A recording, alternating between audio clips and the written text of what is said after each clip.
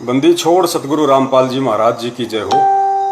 परमेश्वर की सभी प्यारी आत्माओं को मुझ पवन दास का सत्साई। पुण्यात्माओं, परमेश्वर ने आज काफ़ी समय के बाद फिर से एक बार अपने दास पर दया की है, जो फेसबुक पर आप सभी भाई बहनों के साथ लाइव आ रहा हूँ। थोड़ा सा इंतज़ार करते हैं, परमेश्वर की कुछ आत्माएं जुड़ जाती हैं, साथ में रहेंगे तो एक अच्छा मैसेज जाएगा सबके लिए। और दास निवेदन करेगा, जितने भी भगत भाई बहन हैं जो दास को लाइव देख पा रहे होंगे, वे इस वीडियो को जहाँ जहाँ भी आपके फेसबुक पर ग्रुप हैं, आप तुरंत उसको शेयर करें, ताकि जो संदेश परमेश्वर आज दास को निमित्त बनाकर पूरे भगत समाज तक पहुँचाना चाह रहे हैं वो सभी तक जाए।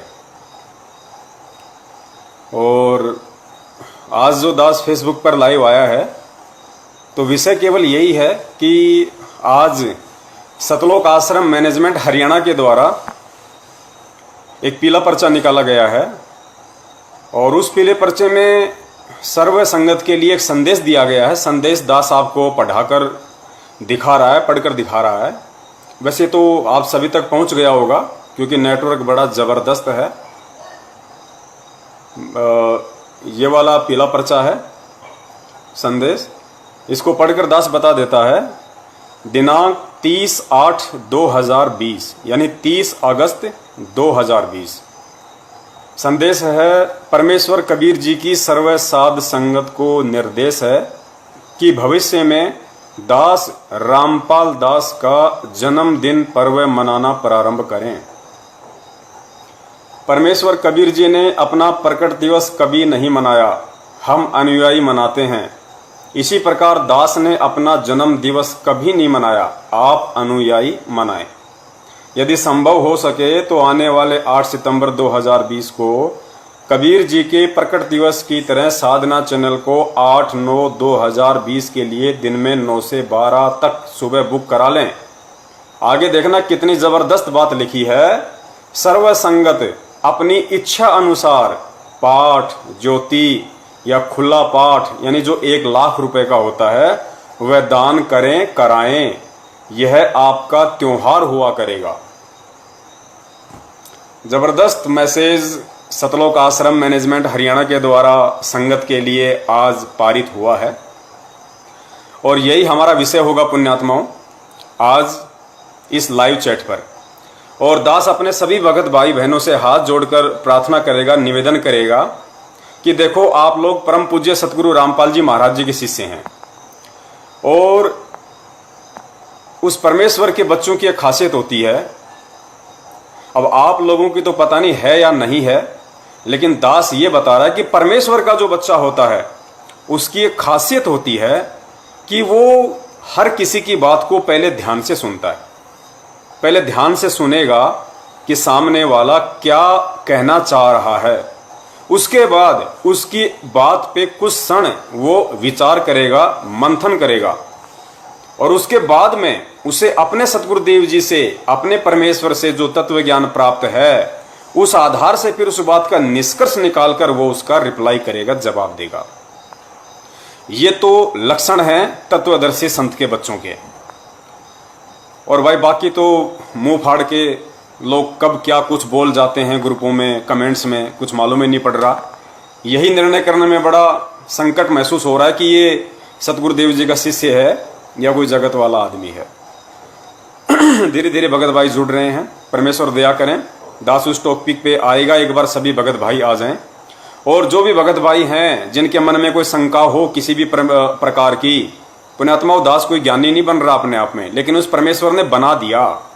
क्योंकि परमेश्वर के सत्संग में उनके मुख कमल से परमेश्वर ने यह कहा है कि वो परमात्मा इस पृथ्वी पे अपने बच्चों को ज्ञानी बनाने के लिए आता है, भक्ति का मास्टर बनाने के लिए आता है, ताकि भक्ति मार्ग में किसी भी पॉइंट पर, किसी भी नाके पर मेरा भगत मार ना खा जाए, धोखा ना खा जाए, क्योंकि ज्ञान ही अंततः उसका सहारा होगा। तो ज्ञान परमेश्वर ने छिक्कर दे दिया, ठोक कर दे दिया। अब इसके अलावा कुछ भी देना बाकी नहीं रह गया है एक गुरुमुखी भगत के लिए। तो एक बार जुड़ जाएं सभी भाई। और दास निवेदन करेगा एक बार फिर से कि जितना हो सके इस वीडियो को, क्योंकि बहुत ही अनमोल वीडियो है पुण्यात्माओं। देखो, परमेश्वर किसी न किसी को तो निमित्त बनाएगा ही बनाएगा संदेशा देने के लिए। और आप सबको पता है कि पिछले 5 साल से वो परमेश्वर दास को निमित्त बना के सतलोक आश्रम मैनेजमेंट हरियाणा के हर पीले पर्चे का, हर उनकी उन मनमानी हरकत का तत्व ज्ञान आधार से सबूतों के साथ में जवाब दिलवा रहे हैं। और उस आधार से बहुत सारी भगत आत्माएं जो भ्रमित थी, थोड़ी बहुत कुछ शंका में थी, या जो सच्चाई से अपरिचित थी, जिनको वास्तविक घटना का पता नहीं था, वो लोग संभले मतलब गुरुजी के ज्ञान को आधार बनाकर वो भक्ति करने लगे। सतलोक आश्रम मैनेजमेंट हरियाणा से उनके मनमाने आचरण से दूर होने लगे, जिस कारण से उनका भक्ति धन बचा। वरना कितने लोगों ने अपनी बनी बनाई भक्ति का सर्वनाश कर दिया, ये सर्वविदित है। दया परमेश्वर की काफी भाई जुड़ रहे हैं, धीरे धीरे जुड़ते रहेंगे। तो पुण्यात्मा दास निवेदन करेगा कि आज जो संदेश सतलोक आश्रम मैनेजमेंट हरियाणा की तरफ से आया है कि भाई गुरुजी का आदेश है, गुरुजी ने जेल से ये संदेशा दिया है कि अब सर्वसंगत मुझ रामपाल दास का जन्मदिन पर्व मनाएं। पुण्यात्मा विचार करना इन बातों पे। ये कोई छोटे मोटे पॉइंट नहीं है, ये कोई छोटी मोटी बात नहीं है। देखो, हमें जैसे गुरुजी ने बताया ना कि बच्चा जब स्कूल में जाता है और बच्चे को अध्यापक के द्वारा जो सिलेबस पढ़ाया जाता है, उस सिलेबस का फिर वो अध्यापक उसका एग्जाम लेता है, उसका इम्तिहान लेता है कि इस बच्चे ने मेरे द्वारा पढ़ाए गए सिलेबस को कितनी गहराई से पढ़ा और समझा, उसका वो एग्जाम लेता है। हम सब ने परीक्षाएं दी हैं। तो पुण्यात्माओं, ठीक उसी पैटर्न पर सतगुरुदेव जी ने इस आध्यात्मिक ज्ञान को बताया। आज पूर्ण परमेश्वर कबीर साहिब जी के स्वरूप में सतगुरु रामपाल जी महाराज जी, जो 8 सितंबर 1951 के दिन भारतवर्ष की इस पवित्र भूमि पर प्रकट हैं, वो हमारे आध्यात्मिक टीचर हैं, गुरु हैं, शिक्षक हैं, अध्यापक हैं। और हम उनके शिष्य हैं, हम उनके विद्यार्थी हैं। और ये जो भक्ति मार्ग है, ये हमारी पाठशाला है। तो भाई, जहां पे गुरु और शिष्य का नाता जुड़ गया, चाहे वो सांसारिक तौर पे हो, चाहे आध्यात्मिक तौर पे हो, परीक्षा का होना लाजमी है, कंपलसरी है। तो परमेश्वर ने सन 1994 से सन 2014 यानी तकरीबन 24-25 वर्षों तक ठोक कर अपना अनमोल तत्व ज्ञान हम भक्तों को दिया है। ज्ञान रूपी खीर हमें छिक कर खिलाई है। तो भाई, जाहिर सी बात है, वो परमेश्वर परीक्षा तो लेगा ही लेगा। और पुण्यात्मा, ये सतलोक जाने की परीक्षा है, ये कोई 2 टाइम की रोजी रोटी के लायक किसी को बनाने की परीक्षा नहीं है। ये सतलोक ले जाने की परीक्षा है, तो परमेश्वर ठोक कर परीक्षा भी लेगा। तो आज हम सबकी परीक्षा चल रही है। बरवाला कांड 2014 के बाद क्या क्या घटनाएं संगत में घटी, किस किस तरह के कुकर्म सतलोक आश्रम मैनेजमेंट हरियाणा को निमित्त बनाकर काल भगवान ने संगत से करवाए, उनके कर्म फुड़वाए। ये परीक्षा थी सतगुरुदेव जी की तरफ से। पुण्यात्माओं, सबसे पहले तो ये विचार कर लेना कि सतगुरु की भूमिका निभाता कौन है, सतगुरु की भूमिका करता कौन है। इस पूरी पृथ्वी में, इस अखल ब्रह्मांड में सतगुरु की भूमिका स्वयं पूर्ण परमेश्वर कबीर साहिब जी ही कर सकते हैं। आपको नॉर्मल सी लग रही होगी ये बात, क्योंकि आपको पता है कि ये बातें हमेशा सतगुरुदेव जी अपने सत्संगों में बताते हैं कि परमात्मा ही इस पृथ्वी पे आके अपना सत्संग करता है, परमात्मा ही एक तत्वदर्शी संत की भूमिका निभाता है, और अपने द्वारा रची गई सृष्टि को वो परमेश्वर कबीर साहब एक संत रूप में आकर स्वयं ही बताता है। अन्य कोई उस ज्ञान की छींट तक नहीं मार सकता यहाँ पे। तो ये बातें नॉर्मल सी लग रही होंगी आपको कि भाई ये तो जाहिर सी बात है, परमात्मा ही सतगुरु की भूमिका निभाता है, यानी सतगुरु ही परमात्मा होता है। लेकिन हम मान नहीं रहे अभी कि वास्तव में जो हमारा सतगुरु है वर्तमान में, वो कबीर साहिब ही है। हम केवल जुबान से बोल रहे हैं, हृदय से नहीं मान रहे। और जब तक जुबान से बोलते रहेंगे, हृदय से नहीं मानेंगे, वो परमेश्वर हृदय रूपी गुफा में नहीं बैठेगा। गुरुजी कहते हैं ना कि गुरु, जैसे हमें वाणी सुनाते हैं परमेश्वर कि गुरु भगता मम आत्म सोई, वाके हृदय रहूं समोई। परमेश्वर स्वयं गुरु की भूमिका करता है, फिर स्वयं में कह रहा है कि गुरु भगता मम आत्म सोई, यानी जो गुरु का भगत है वही मेरी असली आत्मा होगी, उसके हृदय में मैं सदा समाया रहूंगा। अब गुरु का भगत कौन होगा? गुरु का भक्त वो होगा जो गुरु को परमेश्वर मानेगा, क्योंकि मालिक की वाणी है कि गुरु मानुष कर जानते ते नर कहिए अंध ओए दुखी संसार में आ गए यम के फंदे। तो आज जो पीला पर्चा आया है वो इसी बात का निर्णय करेगा कि 20 लाख के आसपास की जो संगत है, सबसे पहले तो दास क्लियर कर देता है, ये जितनी भी डींग मारे जाती हैं सतलोक आश्रम मैनेजमेंट हरियाणा के द्वारा कि हमारी 2 करोड़ की संगत है, 3 करोड़ की संगत है, बड़े बड़े कोऑर्डिनेटर, स्टेट कोऑर्डिनेटर, क्योंकि उनका तो जन्मजात धंधा रहा है झूठ बोलने का। कांग्रेस की रैलियों में, बीजेपी की रैलियों में, जेजेपी की रैलियों में इन्होंने बताया कि हम सर्व संत रामपाल जी महाराज के 3 करोड़ 20 लाख शिष्य ये कर देंगे वो कर देंगे। पुण्यात्माओं, ये सत्य का मार्ग है। इस भक्ति मार्ग में हर जगह सत्य जुड़ा हुआ है। सत साहेब, सतगुरु, सतलोक, सत भक्ति, हर चीज में सत्य है। यहाँ पे अगर सत्य नहीं होगा तो आप सतगुरु के निकट भी नहीं है। तो जब सतगुरुदेव जी बरवाला कांड के बाद में जेल गए तो 14.5 से 15 लाख की संगत थी। लास्ट एंड फाइनली इनकी पुस्तकों में लिखा हुआ है, जो इन्होंने भारतीय न्यायालय के ऊपर उस समय जो पुस्तकें छापी थी, भ्रष्ट जज कुमारक पर न्यायालय की गिरती गरिमा, ये स्वयं इन सतलोक आश्रम मैनेजमेंट हरियाणा वालों ने न्यायालय की गिरती गरिमा पुस्तक के पेज नंबर 38 पे, या फिर बरवाला कांड की घटना की सच्चाई के पुस्तक पेज नंबर 38 पे आप लोग देख लेना, इन्होंने खुद लिखा हुआ है कि 14.5 लाख की संगत है वर्तमान में। अब उसके बाद में 5-7 लाख ने और नाम दीक्षा ले ली होगी इनके नामदान केंद्रों से, तो 20 लाख हम मान के चलते हैं, इससे ज्यादा संगत नहीं है।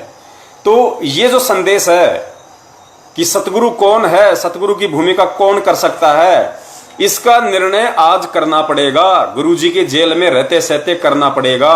पुण्यात्माओं, वो परमेश्वर इसार की छोटी जेल में बैठ के हम मूर्खों की, हम अज्ञानियों की, इस काल के 21 ब्रह्मांड रूपी इस बड़ी जेल में बैठे हम कैदियों की तत्व ज्ञान आधार से परीक्षा ले रहा है कि मैंने इनको जो ज्ञान दिया है, मैंने इनको जो ज्ञान रूपी खीर खिलाई है, उसका कितना असर हुआ है इन आत्माओं पे। सतलोक कोई बाबा का घर नहीं है। गुरुजी ने बताया ना कि बरवाला का बस स्टैंड नहीं है सतलोक की, घूमते घूमते चला जाओगे, हमारे साइकिल के 2 पेडलर हो गया, आ गए सतलोक। सतलोक ऐसे नहीं मिलेगा। सतलोक के लिए तो बहुत कुर्बानियां देनी पड़ेंगी, बहुत कुछ सहन करना पड़ेगा, बहुत कुछ अपने आप को ढालना पड़ेगा। तो आज वही है, आज वही मौका है, और बार बार सतगुरु परीक्षा ले रहा है, बार बार सतगुरु परीक्षा ले रहा है। आज जो पीला पर्चा आया है वो भी परीक्षा है। देखो, सबसे पहली जो परीक्षा थी, सबसे पहली जो परीक्षा थी बरवाला कांड के बाद में, वो थी जाट आरक्षण की सबसे पहली परीक्षा। और हम जैसे कुत्तों को निमित्त बना के, हम जैसे कुछ सत्सेवकों को निमित्त बना के उस परमपिता परमेश्वर सतगुरु रामपाल जी महाराज जी ने सैकड़ों की संख्या में ऑडियो संगत तक पहुंचाई, वीडियो संगत तक पहुंचाई, पंपलेट संगत तक पहुंचाए कि भाई ये गुरुजी का आदेश नहीं है।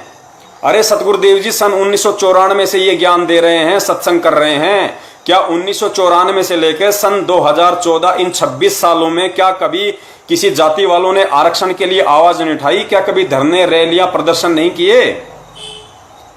कितनी बार धरने हुए हरियाणा में, कितनी बार प्रदर्शन हुए, रैलियां हुई आरक्षण के लिए।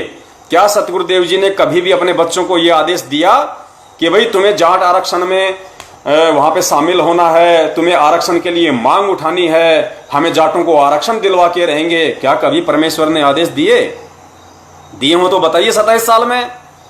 तो फिर बरवाला कांड के बाद में क्या हिसार जेल में परमेश्वर अपने बच्चों से ये दोगली राजनीति करवाने के लिए गए थे? अगर नहीं तो फिर कौन करवा रहा है? उस चीज को समझना ही तो तत्व ज्ञान है। गुरुदेव कहते हैं कि तत्व ज्ञान वो होता है जिसका कोई निष्कर्ष निकले। जिस प्रकार घी होता है, घी को गर्म करके उसको छान के फिर वो जो रतन निकलता है वो फिर 50 साल तक खराब नहीं होता, वो तत्व ज्ञान है, वो घी। तो तत्व ज्ञान उसको कहते हैं जिसका कोई निष्कर्ष निकले। कितनी आत्माओं ने अपने कर्म फोड़े उस समय, हमने पक्ष कर लिया क्योंकि सरकार के साथ हरियाणा के जाटों का मुद्दा था। और ये जितने भी सतलोक आश्रम मैनेजमेंट हरियाणा वाले, ये सारे के सारे जाट जाति से हैं। ज्ञान इनको था नहीं परमेश्वर का, देखा देखे में एक दूसरे की पूंछ पकड़ के जुड़े हुए थे। आश्रम में सारे के सारे ये चौधरी बने हुए थे, किसी को क्या पद मिला हुआ था, किसी को क्या पद मिला हुआ था। ये अपने आप को एमएलए एमपी से कम समझते नहीं थे।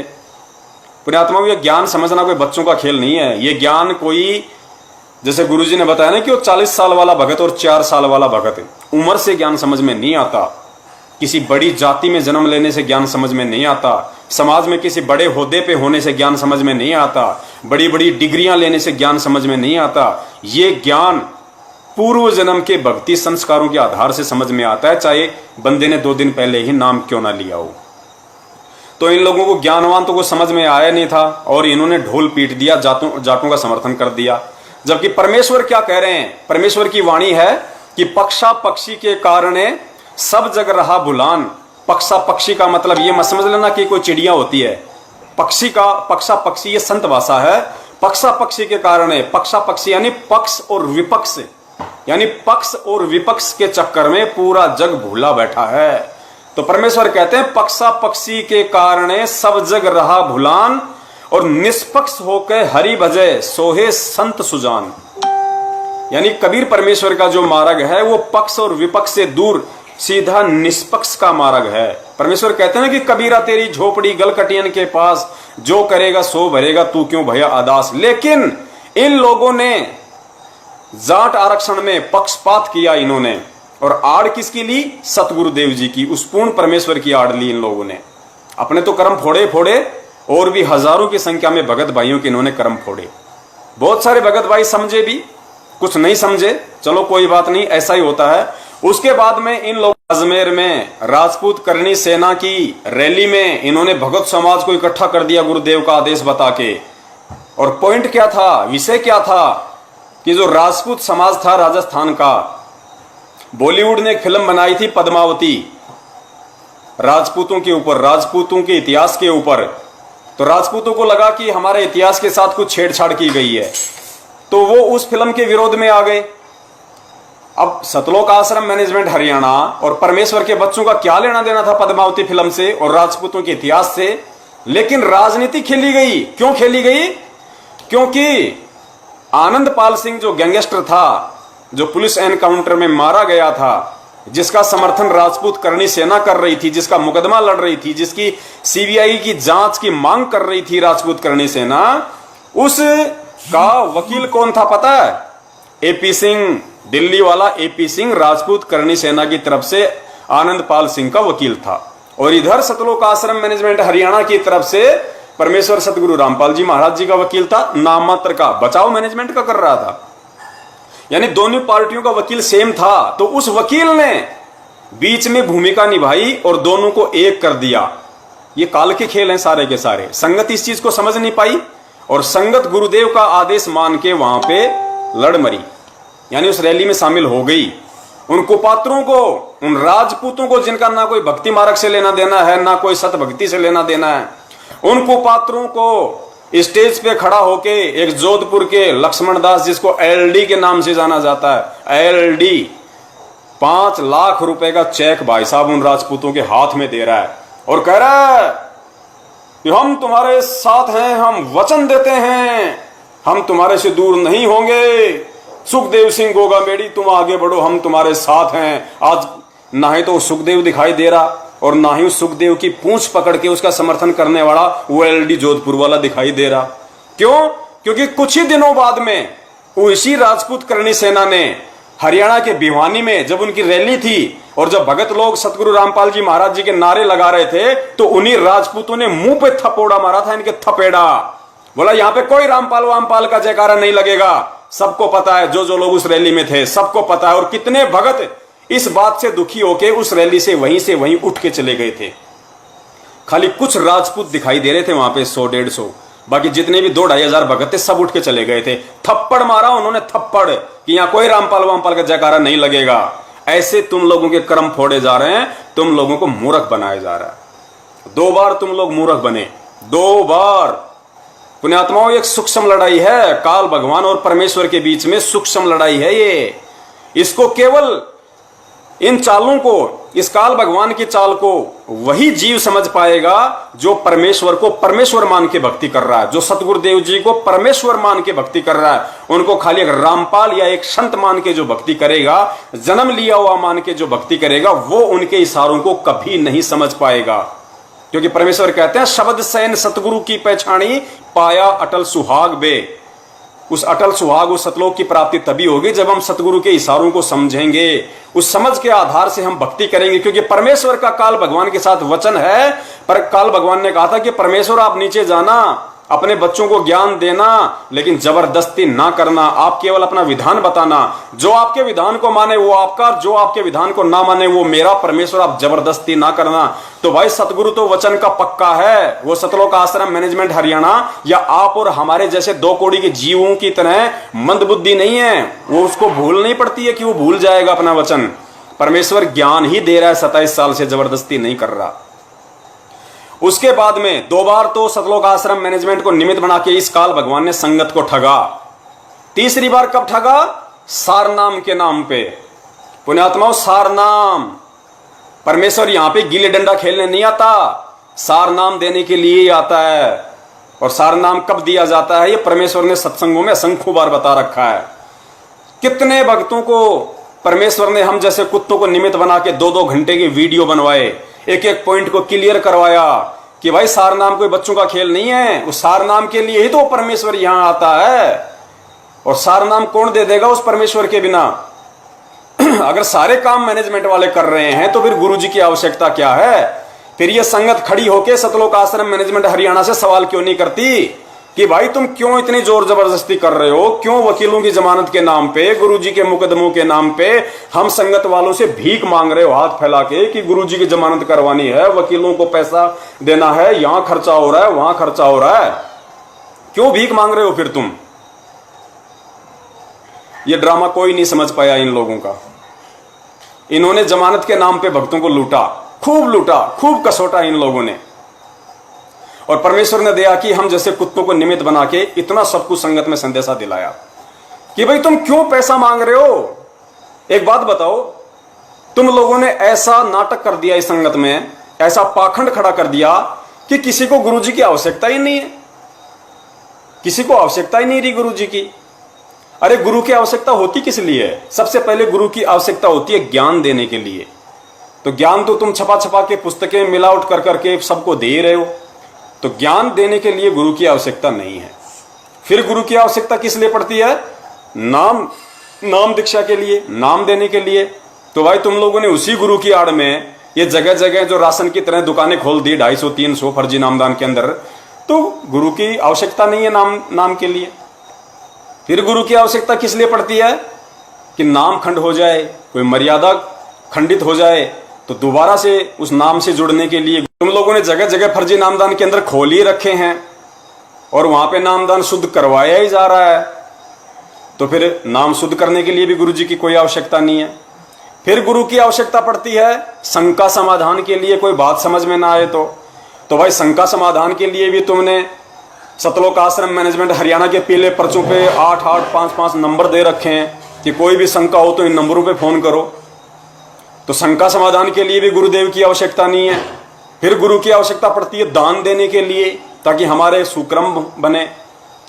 अब दान भी तुम ही लोग ले रहे हो, ज्योति का पैसा, पाठ का पैसा, खुला पैसा, जो भी मर्जी जो भी लिया करता है गुरु।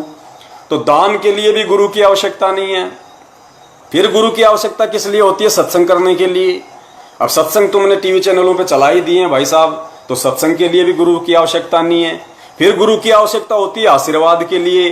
तो आशीर्वाद भी तुम लोग साधना टीवी चैनल पे दिलवाए रहे हो बाद में सत्संग के, तो आशीर्वाद के लिए भी गुरुदेव की कोई आवश्यकता नहीं है। तो मैं ये पूछना चाहता हूं इस भगत समाज से, इस भोले भगत समाज से, पुण्यात्माओं कुछ तो विचार करो तुम।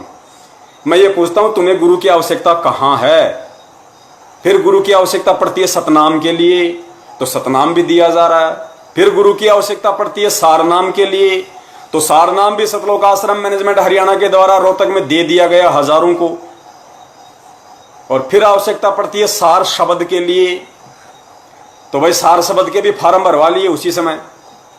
तो मैं ये पूछता हूं भोले भगत समाज से कि तुम्हें सतगुरु रामपाल जी महाराज जी की आवश्यकता कहां है? तुम्हें कोई आवश्यकता नहीं है सतगुरु रामपाल जी महाराज जी की। तो तीसरे नंबर पे सारनाम के नाम पे इस काल भगवान ने सतलोक आश्रम मैनेजमेंट हरियाणा को अपने दूतों को निमित्त बनाकर संगत को ठगा। और कितने हजारों की संख्या में भगत लोग ठगे गए नकली सारनाम, फर्जी सारनाम के चक्कर में। हजारों लोग ठगे गए, परमेश्वर से दूर हो गए। वो यही परीक्षा होती है भाई, परमेश्वर की सूक्ष्म रूप में यही परीक्षा होती है कि देखें इन आत्माओं को मेरी आवश्यकता है या नहीं है, इनको ये ज्ञान समझ में आया या नहीं आया है। सार नाम कितने लोगों ने लिया, सब परमेश्वर से दूर हो गए। भले तुम आरती कर रहे हो, मंत्र कर रहे हो, सत्संग सुन रहे हो, लेकिन तुम मर्यादाओं से दूर हो, जितने भी सारनामी हो चुके हैं बरवाला कांड के बाद में। और उसके बाद में और ठगा फिर संगत को। आज जो पीला पर्चा आया है, ये चौथी स्टेज है, चौथी स्टेज संगत के ठगे जाने की चौथी स्टेज, सबसे बड़ी स्टेज है ये। 8 सितंबर के दिन पुण्यात्माओं कान खोल के सुन लेना, 8 सितंबर 2020 के दिन यदि इस पीले पर्चे को सत्य मान के, जिसमें यह लिखा हुआ है कि मुझ रामपाल दास का जन्मदिन पर्व मनाना शुरू करें, यदि इस पीले पर्चे को सतगुरु रामपाल जी महाराज जी का आदेश मानकर जिस पुण्यात्मा ने 8 सितंबर के दिन उनका जन्मदिन मना लिया या सोच भी ली उनका जन्मदिन मनाने की, पुण्यात्माओं वो जड़ से परमेश्वर से दूर हैं, जड़ से। क्योंकि परमेश्वर कहते हैं गुरु मानुष कर जानते ते नर कहिए अंधे, ओवे दुखी संसार में आ गए यम के फंदे। जन्मदिन उसका मनाया जाता है जिसका जन्म होता है, और जन्म जीव का होता है, पीयू का जन्म नहीं होता। पीयू हमेशा प्रकट होता है, जन्मदिन जीव का मनाया जाता है। तुम्हें जो ये अपनी चरम दृष्टि से दिखाई दे रहा है ना कि इंद्रो माई के गर्भ से 8 सितंबर 1951 को संत रामपाल जी महाराज जी का जन्म हुआ है, ये चरम दृष्टि है। हम आध्यात्मिक जीवन में जी रहे हैं, और आध्यात्मिक जीवन में परमेश्वर के तत्व ज्ञान को आधार बना के हमें तत्व ज्ञान वाली दिव्य दृष्टि से देखना पड़ेगा। पुण्यात्माओं, सतगुरु क्या होता है? सतगुरु शब्द क्या संत रामपाल जी महाराज ने कभी कहा कि मैं सतगुरु नहीं हूं? कितनी बार कहा उन्होंने कि इस दास के अलावा, अपनी तरफ इशारा करके, अपने छाती की तरफ उंगली करके, बार बार यूं टप्पे मार मार के उन्होंने कहा कि इस दास के अलावा इस पूरी सृष्टि में पुण्यात्माओं कोई सतगुरु नहीं है। और सूक्ष्म वेद क्या कहता है कि सतगुरु की भूमिका स्वयं पूर्ण परमेश्वर कबीर साहिब ही निभा सकता है, अन्यथा उसके लोक का ज्ञान, उस सृष्टि रचना की सही से जानकारी देने में कोई भी समर्थ नहीं है। हम जयकारा लगाते हैं परमेश्वर का कि बंदी छोड़ सतगुरु रामपाल जी महाराज जी की जय हो। सतगुरु पुण्यात्मा, जो शब्द पकड़ के रखना, इसी शब्द पे चलना हमें। सतगुरु मालिक की वाणी है कि ना सतगुरु जननी जने, जाके माना बाप, पिंड ब्रह्मंड से रहित है, ना वहां तीनों ताप। ना सतगुरु जननी जने, ये ध्यान रख लेना। ये सतगुरु शब्द केवल उसी समय के लिए नहीं है जिस समय वो परमेश्वर धर्मदास जी का सतगुरु बन के आया था, जिस समय वो परमेश्वर आदरणीय नानक जी का सतगुरु बन के आया था, मलुकदास जी का सतगुरु बन के आया था, गरीबदास जी के समय में वो परमेश्वर सतगुरु की भूमिका करके प्रकट हुए थे। ये सतगुरु शब्द केवल उन्हीं आत्माओं के लिए नहीं है, ये सतगुरु शब्द हम सब के लिए है, हम आत्माओं के लिए है। उस समय जो घटनाएं घटी थी 650 साल पहले या उसके बाद में, परमेश्वर ने भिन्न भिन्न रूपों में प्रकट होकर जो भी एग्जाम्पल बनाए हैं, जो घटनाएं घटित की हैं, वो केवल इस पिछली पीढ़ी के आप और हम जीवों को सबक सिखाने के लिए, हम सब जीवों को ये सद्बुद्धि देने के लिए कि सतगुरु क्या होता है और सतगुरु के साथ में कैसा व्यवहार किया जाता है। तो परमेश्वर कहते हैं ना सतगुरु जननी जने, और जाके माना बाप, ना सतगुरु जननी जने, यानी सतगुरु कभी भी मां से जन्म नहीं ले सकता। इस सकल सृष्टि में ऐसी कोई जननी नहीं है जो सतगुरु को जन्म दे सके, यानी परमेश्वर कबीर साहिब जी को अपने गर्भ से जन्म दे सके, ऐसी कोई जननी आज तक ना कोई पैदा हुई है ना कोई होगी। तो परमेश्वर की वाणी है। और गुरुदेव क्या कहते हैं कि परमेश्वर की प्रत्येक वाणी, प्रत्येक शब्द अनायास नहीं होता है, उनकी हर एक वाणी का गहरा अर्थ होता है। तो पुण्यात्माओं, दास का निवेदन है, आप ढोंग कर रहे हो या भक्ति कर रहे हो, इसका निर्णय 8 सितंबर के दिन हो जाएगा। अगर आप संत रामपाल जी महाराज जी को सतगुरु भी कहते हो और 8 सितंबर के दिन उनका जन्मदिन मनाते हो, तो पुण्यात्माओं धिक्कार है आप पर। आप तत्व ज्ञान लेने के बाद में इस पृथ्वी लोक की सबसे निकृष्ट और घटिया आत्माएं हैं, जो उस परमेश्वर की संगत में रहने के बाद भी शेख तकी की तरह सुधर नहीं पाए, उन्हें समझ नहीं पाए आप। या तो आप संत रामपाल जी महाराज जी को सतगुरु कहना छोड़ दो, उनके नाम से पहले सतगुरु शब्द लगाना छोड़ दो, या फिर उन्हें प्रकट हुआ ही मानो तत्व ज्ञान आधार से, दिव्य दृष्टि से। क्योंकि परमेश्वर की वाणी कह रही है, ये पवन दास नहीं कह रहा, कोई सत्सेवक नहीं कह रहा, ये परमेश्वर की वाणी कह रही है कि ना सतगुरु जननी जने और जाके माना बाप। तो भाई 8 सितंबर 1951 के दिन किसका जन्म हुआ है? अरे परमेश्वर तो अपने आप को छुपा के ही आता है भाई। यहां पे कितनी बार कहा परमात्मा ने, कितनी बार कहा कि जब धर्मदास जी व्याकुल हो गए, चिंतित हो गए कि हे परमेश्वर, आज इस समय ये जीव कितने निकृष्ट हो चुके हैं, परमेश्वर आज आपकी कोई दो बातें सुनने को तैयार नहीं है। मुझ नीच ने भी आपसे कितनी बार वाद विवाद किया, तर्क कुतर्क किया, परमेश्वर 650 साल बाद में आप कह रहे हो कि उस समय मैं जाऊंगा और उन जीवों को ज्ञान समझाऊंगा। परमेश्वर उस समय तो इतना सब कुछ दूषित हो चुका होगा, मन दिमाग सब कुछ। परमेश्वर कौन आपकी बातों को स्वीकार करेगा, कौन समझेगा? तो परमेश्वर कबीर साहिब जी ने कहा था कि धर्मदास मैं तुझे गुप्त बात बताता हूं, 12वें पंथ में गरीबदास का पंथ होगा, उस पंथ में आगे चल के मैं स्वयं ही जाऊंगा। यानी 12वें पंथ में मैं कबीर स्वयं ही जाऊंगा। और अपने गुरुजी क्या बोलते हैं बीच बीच में कि वो परमेश्वर नहीं आए तो इस दास को भेज दिया। क्यों भाई? परमेश्वर भी बिजी रहता है क्या? परमेश्वर ने कोई फैक्ट्री खोल रखी है क्या? परमेश्वर ने कोई ठेके ले रखे हैं क्या, कोई रोड कंस्ट्रक्शन के, जो लेबर की कमी है, लेबर को मैनेज करना पड़ता है? या परमेश्वर की कोई स्त्री है क्या जो उनके आगे आगे खड़ी होगी कि तुम तो बार बार पृथ्वी लोक पे चले जाते हो, बार बार पृथ्वी लोक पे चले जाते हो, यहाँ पे बच्चों को कौन संभालेगा, इतना बड़ा यहाँ पे खेत का काम है, यहाँ पे ये बाड़ी लगा रखी है, टिंडे भिंडे जो गंवार बाजरा यहाँ पे लगा रखा है, इनको कौन पानी देगा, कौन रोक देगा उस समर्थ को, उस परमेश्वर को जिसने ये कह दिया और कबीर सागर में लिख दिया कि 12वें पंथ हम ही चल आवे। तो परमेश्वर का वचन है कि साध वचन पलटे नहीं, चाहे पलट जाए ब्रह्मांड। पुण्यात्माओं, यहां सतगुरु रामपाल जी महाराज जी अपने आप को छुपाते हैं बार बार। वो स्वयं कबीर हैं, वो स्वयं छुपा रहे हैं अपने आप को, और उसकी समझ हमें केवल उनके द्वारा जो सद्बुद्धि हमें दी गई है इस ज्ञान आधार से, इस तत्व ज्ञान से, उससे हमें समझना पड़ेगा। उनके ज्ञान को आधार बनाकर, उनके ज्ञान को आधार बनाकर हमें निर्णय करना पड़ेगा कि वास्तव में आज इस पृथ्वी पे परमेश्वर के रूप में कौन है। गुरुजी ने बताया भगवान आएगा तो सींग लगा के नहीं आएगा। अरे कबीर साहिब जी भी 650 साल पहले आए थे, क्या उन्होंने कभी कहा कि मैं भगवान हूं, मैं परमात्मा हूं? धर्मदास जी को कितनी बार कहा उन्होंने कि धर्मदास मैं तो उस परमात्मा का भेजा हुआ दूत हूं, मैं तो उसका संत हूं। भाई वो परमेश्वर तो सत्य पुरुष है जो सतलोक में रहता है। कितनों को बताया परमेश्वर ने? नानक जी को क्या बताया परमेश्वर ने?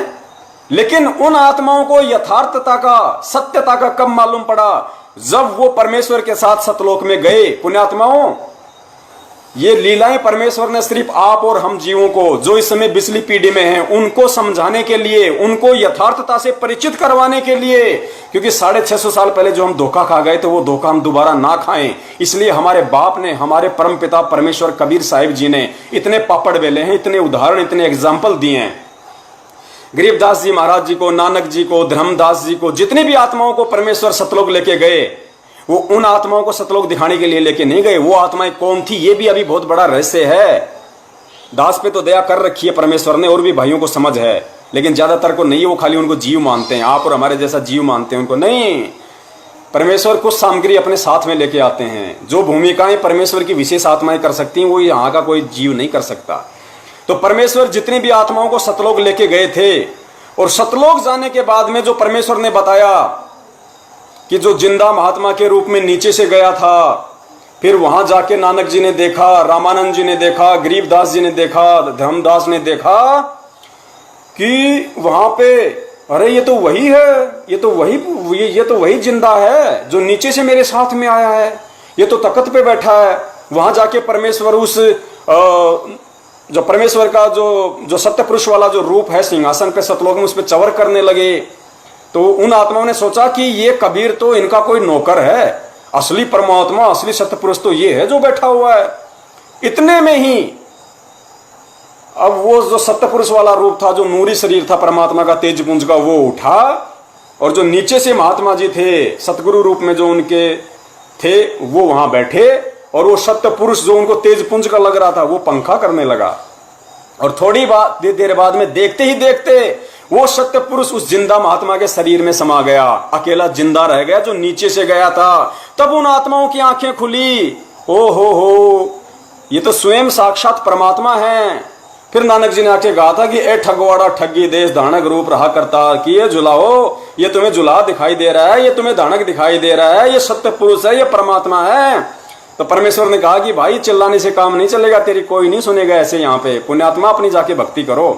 तो पुण्यात्मा वो एग्जाम्पल आज सतगुरु रामपाल जी महाराज जी हमें क्यों बताते हैं, और क्यों उस समय परमेश्वर कबीर साहिब जी ने वो एग्जाम्पल कोड किए, वो उदाहरण प्रस्तुत किए, सिर्फ और सिर्फ इस कलयुग की बिचली पीढ़ी वाली आप और हम आत्माओं को ये दर्शाने के लिए, ये विश्वास दिलाने के लिए कि सतगुरु के रूप में स्वयं वो परमेश्वर ही यहां आता है।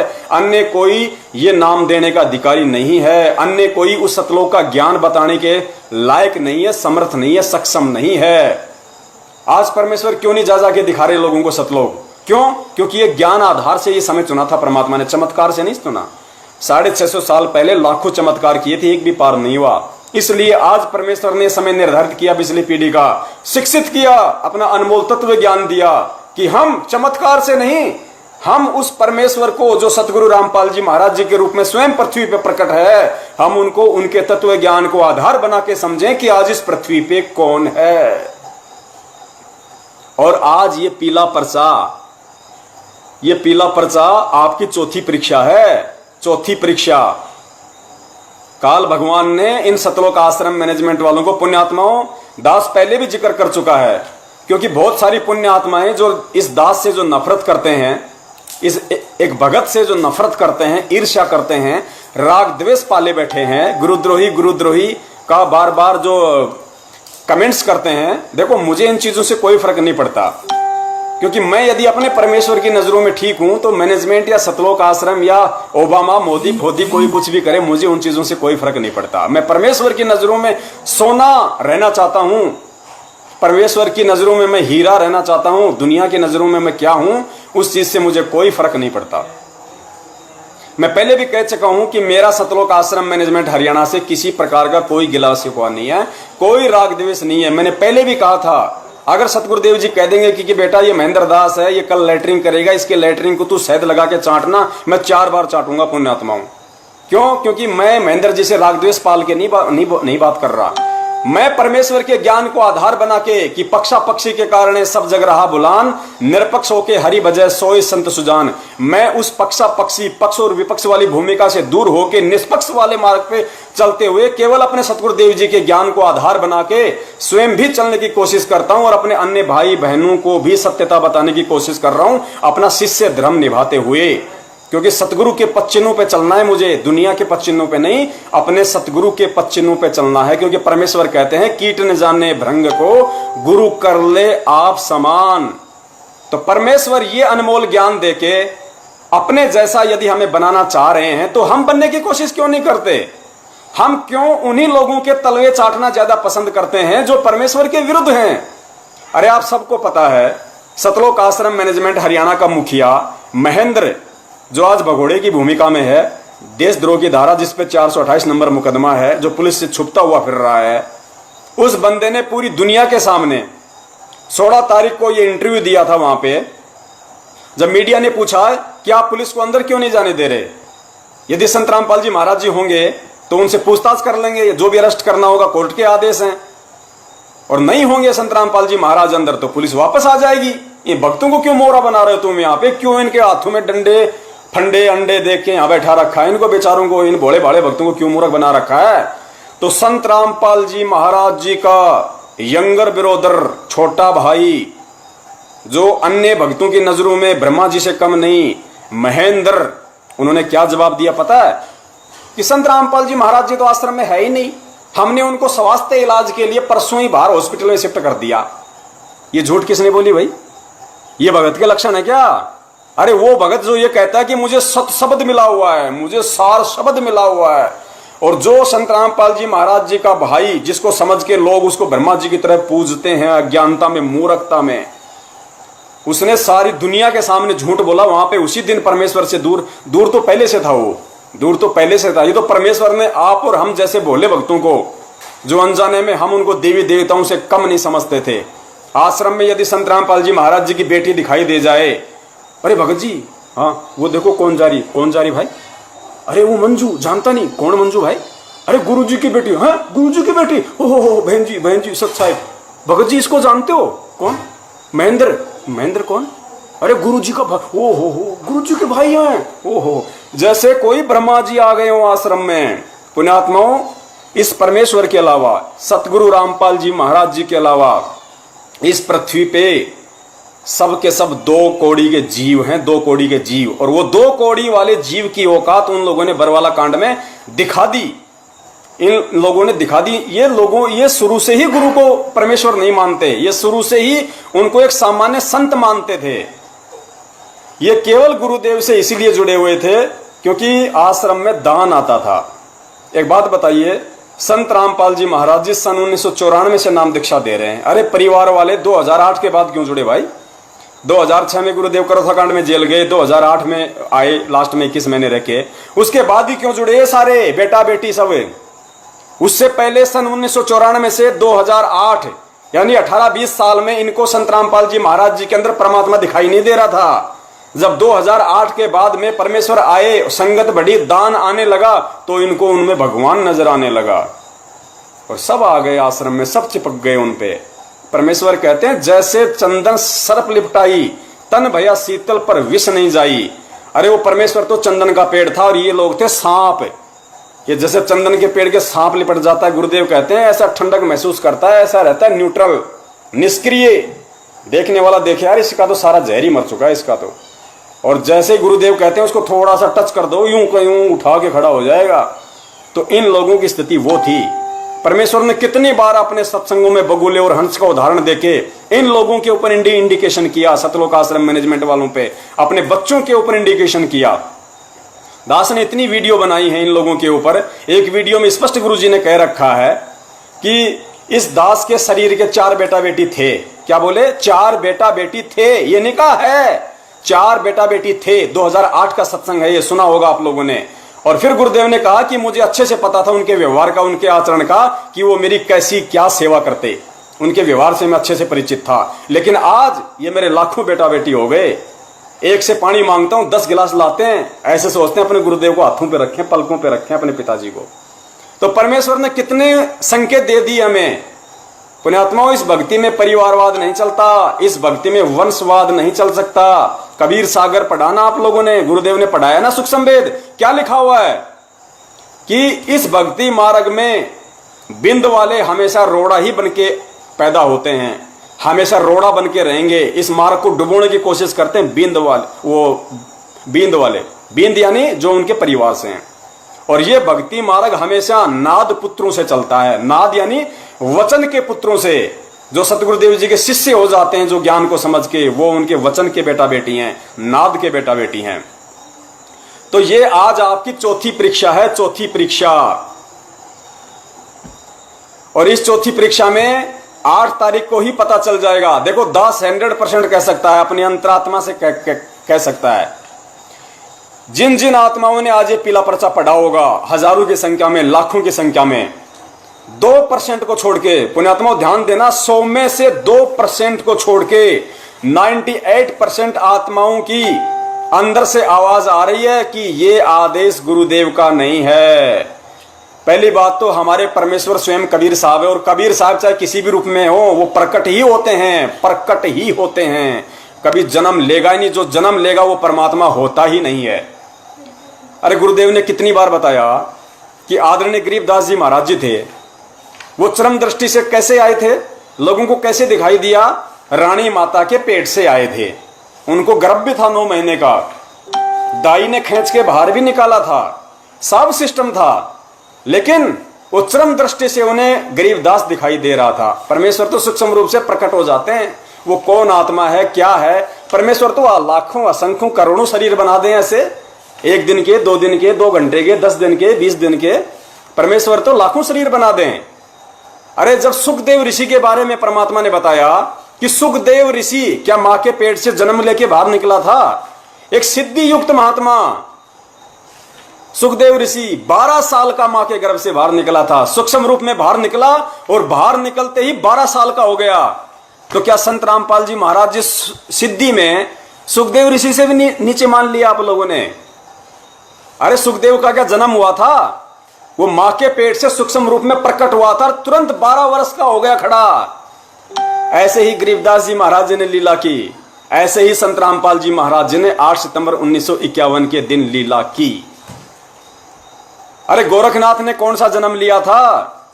अरे गोबर से पैदा हुआ था, गोबर से। उसने कौन सा जन्म लिया था?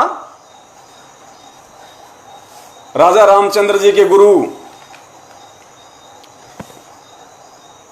और जो वाल्मीकि जी थे, सॉरी शायद उनका वाल्मीकि जी नाम था, दास को जहां तक ध्यान आ रहा है, उन्होंने क्या किया था? जो कुश था सीता जी का बेटा था, लव जो रामचंद्र जी से पैदा हुआ, दूसरा था कुश। कुश को किसने बनाया था? आश्रम में महर्षि जी ने बनाया था, वाल्मीकि जी ने। किससे बनाया? कुश। कुश यानी घास, घास के तिनके से। उसने कौन सा जन्म लिया था भाई? जब ये छोटे मोटे महात्मा इस तरह के चमत्कार कर देते हैं तो वो परमेश्वर क्या नहीं कर सकता? जिनकी सिद्धि से पूरी दुनिया चल रही है, जिनके शक्ति से ब्रह्मा विष्णु महेश के पास में 8 सिद्धि 9 निधि, सारी जो जितनी भी कलाओं के भगवान है, 1000 कला काल भगवान को किसने दी? 1000 कलाओं का भगवान है काल भगवान, ज्योति निरंजन, उसको 1000 कला किसने दी? परमेश्वर कबीर साहिब जी ने। अक्षर पुरुष को 10,000 कला किसने दी? परमेश्वर कबीर साहिब जी ने। ब्रह्मा विष्णु महेश को किसने दी कलाएं? दुर्गा को किसने दी कलाएं? देवी देवताओं को पावर किसने दी? उस परमेश्वर ने। अरे वो अनंत कलाओं का भगवान जरूरी है क्या वो मां के पेट से जन्म लेके आएगा? पुण्यात्माओं, समर्थ इसी का नाम होता है, समर्थ कुछ भी कर सकता है।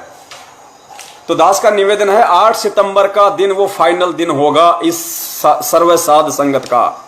अरे हम जैसे नीचों को तो उस परमेश्वर ने पिछले साल से ही सद्बुद्धि दे दी थी। पिछले साल सबको पता है कि इस सकल पृथ्वी पे 8 सितंबर 2019 को यदि सबसे पहले किसी ने परमेश्वर का प्रगट दिवस मनाया था तो वो केवल सत्सेवक थे। सत्सेवकों ने ही परमेश्वर का प्रगट दिवस मनाया था। और अब की बार इतना बड़ा, मालिक की दया से इतना बड़ा प्रचार हुआ, इतनी संगत में इतना प्रचार हुआ कि अंत में मैनेजमेंट को हार माननी पड़ी, मैनेजमेंट को घुटने टेकने पड़े। मैनेजमेंट को अच्छे से पता था कि आज नहीं तो कल ये संगत सतगुरु प्रगट दिवस मनाएगी ही मनाएगी। अगली साल कबीर प्रगट दिवस मनाने वाले कुछ ही बचेंगे। संगत प्रगट दिवस मनाएगी, सतगुरु प्रगट दिवस मनाएगी ही मनाएगी। तो इन्होंने आज ये मौके का फायदा उठाया, मौके पे चौका मारा इन लोगों ने गुरु की आड़ में, क्योंकि काल अपने सारे काम गुरु की आदेश की आड़ में ही करता है। तो आज इन लोगों ने मौके पे चौका मारा कि भाई देखो संगत ने मनाना तो है ही है, और कहीं ऐसा ना हो जाए कि अगली बार कोई कबीर प्रगट दिवस बचाने के लायक भी ना बचे, कोई रहे ना कोई हमारे साथ में। तो इन्होंने नया ड्रामा रख दिया, एक आदेश। पुण्यात्मा उनकी बुद्धि भ्रष्ट है। परमेश्वर ने एक सत्संग में कहा कि गुरुद्रोही की पेड़ पे जय पग आवे वीर, 84 निश्चय पड़े सतगुरु कहें कबीर। फिर गुरुदेव ने बताया कि जो गुरुद्रोही होता है वो कंस और रावण से भी खतरनाक होता है। तो पुण्यात्माओं, ये गुरुद्रोही की जो भूमिका है ये सन 2014 से पहले और 2014 के बाद तो फुल फॉर्म में निभा रहे हैं ये लोग। सतलोक आश्रम मैनेजमेंट हरियाणा वाले। गुरुद्रोही क्या होता है, गुरुद्रोही की परिभाषा का नहीं पता इस संगत को। फिर कहते हैं कि हमने संत रामपाल जी महाराज जी से तत्व ज्ञान ले रखा है, दुनिया को ज्ञान गंगा बांटते हैं। अरे पहले खुद तो ज्ञान समझ लो कि ज्ञान क्या होता है, तत्व ज्ञान क्या होता है, गुरुद्रोही क्या होता है पता तुम्हें? परमेश्वर ने गुरुद्रोही की परिभाषा बताई कि गुरुद्रोही सब कोई कहे पर कोई न जाने खोज, और गुरु से बैर ईर्ष्या करे। गुरुद्रोही कहावे सोई, जो गुरु जी की निंदा चुगली करता है, गुरु जी से वैर करता है, ईर्ष्या करता है, जो गुरु जी का विरोध करता है वो गुरुद्रोही होता है। और इस तत्व ज्ञान आधार से एक परिभाषा और समझ लो गुरुद्रोही की, गुरुद्रोही केवल वो ही नहीं होता जो गुरु जी की निंदा चुगली करता है, गुरु जी से वैर करता है। वो भी सबसे बड़ा गुरुद्रोही होता है जिसके कुकर्मों की वजह से दुनिया उसके गुरु की निंदा करे, चुगली करे, उसके गुरु से राग द्वेष और ईर्ष्या करे, उसके गुरु को गुंडा और भुंडा कहे। वो सबसे बड़ा गुरुद्रोही होता है। और ये सर्वविदित है कि सतलोक आश्रम मैनेजमेंट हरियाणा की मैनेजमेंट के कुकर्मों के चलते, इनकी गलत हरकतों के चलते, इनकी मनमानियों के चलते बरवाला कांड हुआ है। अरे विचार करके देखो, गुरुदेव ने क्या बताया हमें। गुरुदेव ने क्या बताया कि जब वो परमेश्वर इस पृथ्वी पे आता है, एक इंसान के रूप में आता है, तो वो एक अच्छे आदर्श नागरिक की भूमिका भी निभाता है। दास के पास सतगुरुदेव जी के सत्संग हैं, इसी मोबाइल में, वरना सुना देता, अभी वीडियो तो बना रखे हैं। यानी गुरुदेव ने बताया कि जब वो परमेश्वर इस पृथ्वी पर प्रकट होता है तो एक सुयोग्य, एक आदर्श नागरिक की भी भूमिका निभाता है। तो पुण्यात्माओं, कोर्ट की अवमानना करना एक सुयोग्य और आदर्श नागरिक के काम नहीं होते। तो जब वो परमेश्वर एक सुयोग्य और आदर्श नागरिक की भूमिका निभा रहा है तो क्या वो कोर्ट की अवमानना करेगा? कभी नहीं करेगा, जिंदगी में नहीं करेगा। भक्तों की आड़ लेगा कि मुझे पुलिस ना पकड़ ले जाए, भक्तों को आश्रम के बाहर खड़ा कर दो, ये वो कहेगा जो सर्व सृष्टि का रचनहार है, जो समर्थ है, जिसके एक शब्द से पूरी सृष्टि रची गई। वो सतलोक आश्रम मैनेजमेंट हरियाणा को पुलिस वालों से डर के, कोर्ट से डर के ये कहेगा क्या कि भक्तों को आश्रम के बाहर ढाल बना के खड़ा कर दो, मैं नहीं जाना चाहता। वो परमेश्वर है, परमेश्वर। और ये परीक्षा थी हम भक्तों की, लेकिन हम नीच फैल हुए उस समय वहां पे। फिर भी परमेश्वर ने दया करी, मौका दिया हमें। क्योंकि कहते ना कि जीवन में 2 मौके और एक बाल पे 2 छक्के नसीब वालों को मिलते हैं। एक बाल जब नो बॉल हो जाती है, उस जो भी आप लोग जानते हो, जो देखते हैं क्रिकेट वगैरह, तो जीवन में 2 मौके और एक बाल पे 2 छक्के नसीब वालों को ही नसीब होते हैं। और ये नसीब परमेश्वर ने हम जैसे नीचों को दिया, लेकिन फिर भी हम मार खाते जा रहे हैं, इतना ज्ञान देने के बाद भी। और उस एक पीले पर्चे को स्वीकार कर लिया, उसमें कोई मोहर लग रही है क्या? गुरु जी का चेहरा दिखाई दे रहा है क्या? गुरु जी उस पीले पर्चे में बोलते हुए दिखाई दे रहे हैं क्या? अरे कोई भी ऐरा गहरा नथु कह रहा अपने मोबाइल से, आजकल तो कंप्यूटर से 2 शब्द टाइप करके लिख देगा, वो का ऐसा कैसा मान लोगे? गुरु जी का आदेश है। तुम इसलिए मान रहे हो कि उस पीले पर्चे से तुम्हें कोई आपत्ति नहीं है, तुम्हारे ऊपर कोई आपत्ति नहीं आ रही, कोई परेशानी नहीं आ रही, इसलिए तुम उस पीले पर्चे को गुरु जी का आदेश मान रहे हो। और उसी पीले पर्चे में यदि कल को यह लिखा हुआ आ गया कि सतगुरुदेव जी की जय, दिनांक 30/9/2020 सर्व संगत को सूचित किया जाता है, मुझ रामपाल दास का आदेश। इसमें फोन आ जाते हैं, डिस्कनेक्ट हो जाता है, दास थोड़ा सा बोल नहीं पाता। तो कल को यदि इस पीले पर्चे में ऐसा आदेश लिखा आ जाए कि मुझ रामपाल दास का आदेश है, जिस परिवार में 5 या 5 से अधिक सदस्य हैं, वो अपनी कमर पे 50 किलो का पत्थर बांधो और किसी 100 फुट गहरे कुएं में छलांग मार दो, पृथ्वी पे बोझ मत बनो। आप में से एक भी तत्व ज्ञानी जो आज ज्ञानी बन रहे हैं अपने आप में, एक भी कूद के दिखा देना मेरे को उस कुएं के अंदर, एक भी। फिर तुम्हारी बुद्धि के एंटीना खड़े हो जाएंगे उस समय कि भाई ये कैसा आदेश है, गुरुजी ऐसा आदेश क्यों देंगे? गुरुजी ऐसा आदेश दे ही नहीं सकते, ये तो मनमुखी आदेश है, ऐसे कैसे हो गया? अरे तो गुरुजी ने जाट आरक्षण का आदेश कैसे दे दिया, ये भी तो विचार करो। वो परमपिता परमेश्वर, जिसके जाट भी बच्चे, जिसकी सरकार भी उसका बच्चा, वो कैसे आदेश दे देगा? बरवाला कांड में पुलिस वालों को पत्थर मारने का आदेश अपने भक्तों को कैसे दे देगा? क्या सामने पुलिस वाले उस परमेश्वर के बच्चे नहीं है? अरे जिस परमेश्वर ने अपने बच्चों को इतनी मेहनत करके 27 साल से लोगों की गालियां खा के, लोगों से गुंडा और बुंडा कहलवाकर, लोगों की गालियां खा खाकर ये तत्व ज्ञान का प्रचार किया, हम जैसे निकम्मों को, जिन हाथों से हम कुकर्म किया करते थे, जिन हाथों से हम कुकर्म किया करते थे, उन हाथों में परमेश्वर ने ज्ञान देके सुमरनी पकड़नी सिखाई, मंत्र कार्ड पकड़ना सिखाया, दान धर्म करना सिखाया। क्या वही परमेश्वर बरवाला कांड में अपने बच्चों को काले कपड़े पहना के, गुंडा और मवाली बना के, उन्हीं पत्थरों में, उन्हीं हाथों में पत्थर देके, उन मंत्र कार्ड और माला पकड़ने वाले हाथों में पत्थर देके, पेट्रोल बम देके, लठ देके, बंदूकें देके पुलिस वालों के सामने खड़ा करेगा कि मेरा आदेश है, जाके लड़ो? सुना आप में से किसी ने भी सुना क्या बरवाला कांड में संत रामपाल जी की, महाराज जी के मुख से ये कहते हुए कि मेरा आदेश है, तुम काले कपड़े पहनो, तुम गुंडे मवाली बन जाओ, मेरा नाम दुनिया में बदनाम करो, पुलिस वालों को मारो, मर जाओ, मैं कोर्ट में नहीं जाऊंगा? सुना किसी महाज्ञानी ने? तुम किन लोगों के पीछे लग रहे हो? आज 70% संगत, 30% पे तो परमेश्वर ने दया कर रखी है। वो मैनेजमेंट के पीछे नहीं है, सुनते सबकी हैं, करते परमेश्वर के ज्ञान आधार से हैं। 70% संगत काल के पीछे चल रही है, काल के पीछे। अरे तभी तो दुर्घटनाएं हो रही हैं। महाराष्ट्र से जो 13 भगत थे, 2 बसें भर के आई थी। सबने देखा होगा राजस्थान के नागौर में सुबह 4 बजे सड़क पे सांड आ गया था, सांड। और सांड के से वो बस टकराने से वो पेड़ में जा घुसी और वहां पे 13 भक्तों की मौत हुई, 13 भक्तों की। और कितनी दर्दनाक मौत हुई है। मीडिया ने बताया कि 2-3 के तो धड़ से शीश अलग हो गए थे, किसी का हाथ अलग हो गया, किसी का पैर अलग हो गया। ये दर्दनाक मौत संत रामपाल जी महाराज जी के भक्तों की नहीं हो सकती। ये क्यों हुई? क्योंकि वो परमेश्वर की मर्यादाओं से दूर थे। अरे वो तो हिसार जा रहे थे ना गुरु दर्शनों के लिए, तो जो गुरु दर्शनों के लिए जा रहा है तो भगत जाएगा। तो भाई फिर उसके साथ ऐसा हादसा क्यों हुआ? क्यों? क्योंकि वो काल के पीछे चल रहे थे। और बाकी लोगों के साथ अभी यदि ऐसा हादसा नहीं हुआ है और वो अपने आप को गुरु भगत समझ रहे हैं तो बहुत बड़ी भूल है। क्योंकि परमेश्वर कहते हैं कि राम किसी को मारे नहीं, और मारे तो हत्यारा राम, अपने आप ही मर जाओगे तुम कर कर खोटे काम। पुण्यात्माओं, परमेश्वर कभी किसी को नहीं मारता। कंस को भी परमेश्वर ने जबरदस्ती नहीं मारा, रावण को भी परमेश्वर ने जबरदस्ती नहीं मारा। कितने मौके मिले, शिशुपाल को कितने मौके मिले, कितनी उसने गलतियां की, कितनी बार उसको चेतावनी दी गई, कितनी बार। लेकिन जब अति हो गई, अति का मतलब उनकी जो भक्ति कमाई थी, जो उनके पुण्य थे, जो उन्होंने कभी परमेश्वर की शरण में रह के सत भक्ति करके कमाए थे, जब उनके वो गलतियां कर करके पाखंड कर करके, मनवस काम कर करके, राजनीतियां कर करके जब उनके वो पुण्य खत्म हो गए और पाप का घड़ा भर गया, तो हिरणाकुश जैसों की छाती फाड़ी फिर परमेश्वर ने। हिरणाकुश जैसों की छाती फाड़ी फिर परमेश्वर ने।